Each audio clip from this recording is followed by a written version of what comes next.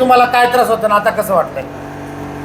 मला पहिली कंबर दुखत होती. अच्छा. कमरेसाठी मी पहिलं 2 वेळा आले. हां.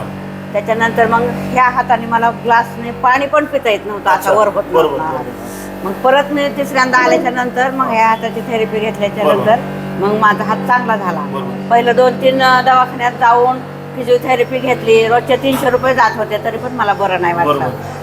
मग आता तर एकदम 100% हात माझा बरोबर बरं, झाला. तुमच्या मणक्यामध्ये चिप पण टाकलेली आहे. हा, मणक्यामध्ये चिप टाकली. म्हणजे 2 मणक्यांची गादी हां. त्या ठिकाणी चिपद्वारे बसवली असते हा थोडक्यात. हा तर ते चिपचा बी आपण ती जागा सोडून मानेच्या मणक्यामध्ये नसा दबलेल्या होत्या त्याचा आपण उपचार केला. आता मानेला काय वाटतंय?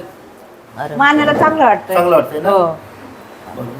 मानेचा प्रॉब्लेम नाहीये, पण मानेच्या नसेमधून हा, या हाताला प्रॉब्लेम येत होता. हाताला मुंग्याच्या ताकद कमी व्हायची. ताकद कमी झाली कमी पूर्ण. झाली. हा, आता आली की ताकद आता? आता ताकद आली. ताकद आली. हा, एका वर्षामध्ये मी 3 वेळा आले ना, तर पूर्ण माझा हात बरा झालाय.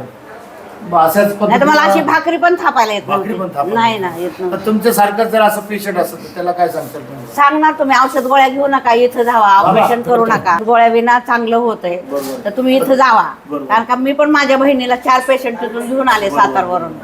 आता हे असं तुम्हाला बी बघितलंय, ऑपरेशन करून बघितलंय तुम्ही मानेचं. हा, त्याच्यात धोकी जास्त असतात, त्यापेक्षा हे तुलनेनं चांगलं असतं. चांगलं चांगलंच वाटतं. आहे. काय वाटतं? हो. बरोबर. नक्कीच धन्यवाद तुमच्यावाले.